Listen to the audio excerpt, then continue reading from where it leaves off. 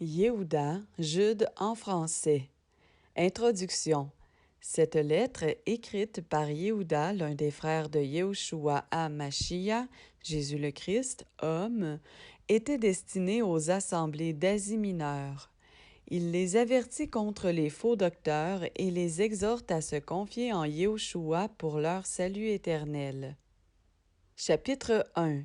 Yehuda, esclave de Yehoshua Mashiach et frère de Yaakov, aux appelés sanctifiés en Élohim le Père et gardés par Yehoshua Mashiach, que la miséricorde, le shalom et l'amour vous soient multipliés. Bien-aimés, je le fais en toute hâte en vous écrivant au sujet de notre salut commun. Je me suis trouvé dans la nécessité de vous écrire afin de vous exhorter à combattre pour la foi qui a été donnée une fois pour toutes aux saints. Car certains individus se sont glissés furtivement, qui depuis longtemps ont été dépeints d'avance pour ce jugement, des impies qui changent la grâce de notre Élohim en luxure sans bride et qui renient le seul Maître, Yehoshua Mashiach, notre Élohim et Seigneur. Mais je veux vous rappeler, à vous qui l'avez su une fois, que le Seigneur, ayant sauvé le peuple de la terre d'Égypte, détruisit ensuite ceux qui n'avaient pas cru. Et les anges qui n'avaient pas gardé leur origine, mais qui avaient quitté leur propre demeure, il les a gardés sous l'obscurité, dans des liens éternels, pour le jugement du grand jour. Comme Sodome et Gomorrhe et les villes d'alentour qui, de la même manière que ceux-ci, s'étaient livrés à la prostitution et étaient allés après une autre chair, sont désignés comme exemple et subissent le châtiment du feu éternel.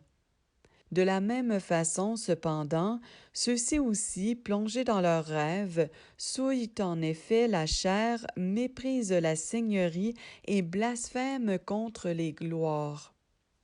Or, l'archange Michaël, lorsqu'il contestait avec le diable et lui disputait le corps de Moshe, n'osa pas prononcer contre lui un jugement blasphématoire, mais il dit que le Seigneur te réprimande d'une manière tranchante. Mais ceux-là blasphèment en effet contre tout ce qu'ils ne connaissent pas, et ils se corrompent dans tout ce qu'ils savent naturellement, comme les bêtes dépourvues de raison. Malheur à eux, parce qu'ils ont suivi la voie de Caïn et qu'ils se sont jetés dans l'égarement de Balaam pour une récompense et qu'ils ont péri par la rébellion de Corée. Ce sont des écueils dans vos agapes, faisant des festins somptueux avec vous sans crainte, se nourrissant eux-mêmes.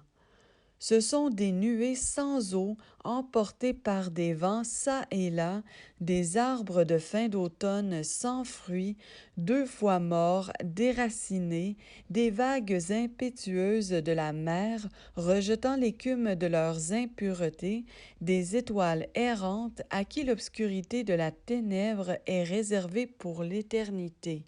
Mais c'est aussi pour eux que Hanoc, le 7e homme après Adam, a prophétisé en disant « Voici, le Seigneur est venu avec la multitude innombrable de ses saints pour exercer un jugement contre tous et pour convaincre tous les impies d'entre eux de toutes leurs actions d'impiété qu'ils ont commises d'une manière impie et de toutes les paroles injurieuses que les pécheurs impies ont proférées contre lui. » Ce sont eux qui murmurent continuellement, qui se plaignent de leur sort, qui marchent selon leur convoitise, dont la bouche prononce des propos enflés et qui admirent les personnes pour l'amour du profit.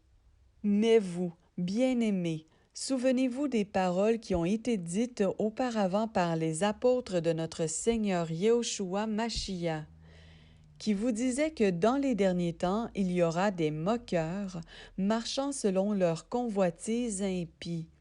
Ce sont ceux qui se séparent des animaux qui n'ont pas l'esprit.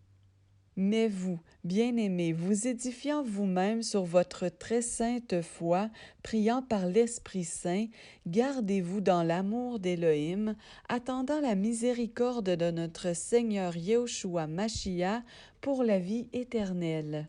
Et ayez vraiment pitié de ceux qui doutent, mais les autres, sauvez-les avec crainte en les arrachant hors du feu, en haïssant même la robe souillée par la chair. Or, à celui qui peut vous garder de trébucher et vous placer sans défaut en présence de sa gloire avec allégresse, à Élohim, seul sage, notre Sauveur, soit gloire et majesté, force souveraine et autorité, et maintenant et pour tous les âges. Amen.